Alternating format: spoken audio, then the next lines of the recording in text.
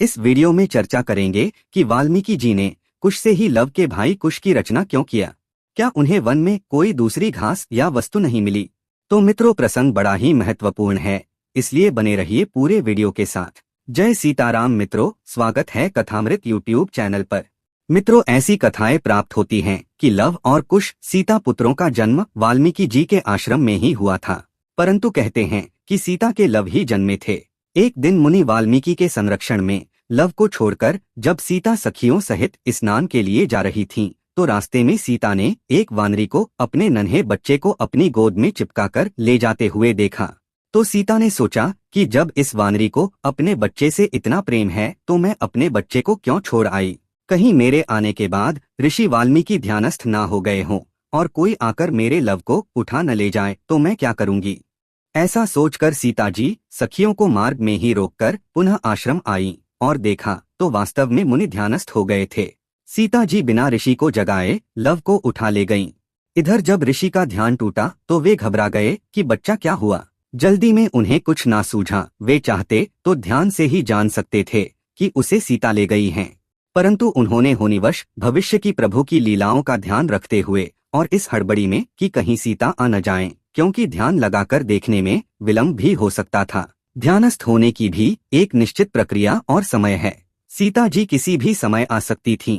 इस आशंका से वाल्मीकि जी ने तुरंत कुशासनी से कुश निकाला और अभिमंत्रित जल छिड़ककर अपने योग बल से उसी कुश से एक बालक की रचना की तथा उसे उसी पालने पर लिटा दिया। जब सीता आई तो उन्हें यह देखकर बड़ा आश्चर्य हुआ कि लव को तो मैं लिवा ले गई थी, यह एक पुत्र और यहाँ कैसे आ गया।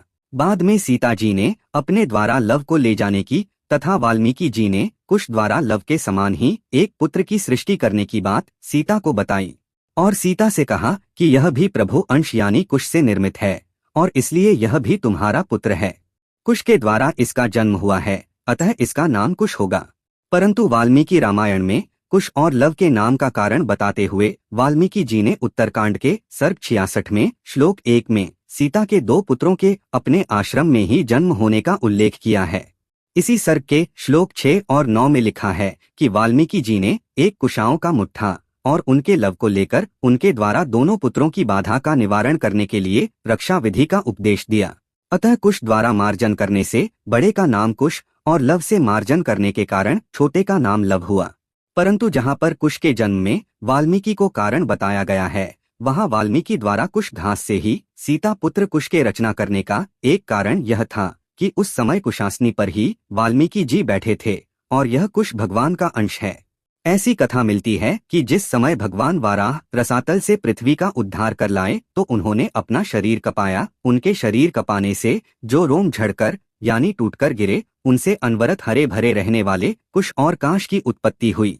चूंकि कुश भगवान वाराह जो विष्णु थे, जो अब राम हैं, उन्हीं का अंश था और इसे वाल्मीकि जी जानते थे, अतः सीता के पुत्र के निर्माण में राम के अंश का मूल में होना आवश्यक था। यही सोचकर पवित्र कुश जो राम का ही अंश था तथा जिससे निर्मित पुत्र राम का पुत्र कहला सकता था, वाल्मीकि जी ने संयोगवश कुशासनी से जिस पर वे बैठे थे कुश निकालकर राम के अंश से ही कुश नामक घास से कुश को उत्पन्न किया।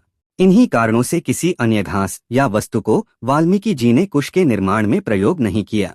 आनंद रामायण के जन्म कांड में सर्ग 4 में वर्णित कथा के अनुसार सीता ने एक ही पुत्र को जन्म दिया था, जिसका नाम वाल्मीकि जी ने कुशा से मार्जन करके कुश रखा था। बाद में कुश को पालने में लिटाकर सीता का स्नान हेतु जाना, मार्ग में वानरी का अपने बच्चे से स्नेह देखकर सीता का वापस आना, ऋषि वाल्मीकि के लघुशंका हेतु जाने की अवधि में सीता का कुश को उठा लाना, वाल्मीकि का लव के माध्यम से एक बच्चे का निर्माण करना, सीता का वापस आने पर दूसरा बच्चा देखना, वाल्मीकि का उसे भी सीता को सौंपकर उसका नाम लव रखना आदि कथा पाई जाती है। मित्रों, आनंद रामायण में कुशा से कुश का जन्म होना नहीं लिखा है।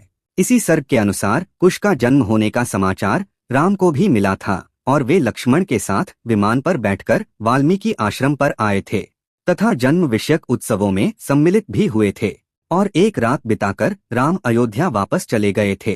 तो मित्रों, यह वीडियो यहीं तक। जानकारी अच्छी लगी हो तो कृपया कथामृत को जरूर सब्सक्राइब करें। सबको राम राम।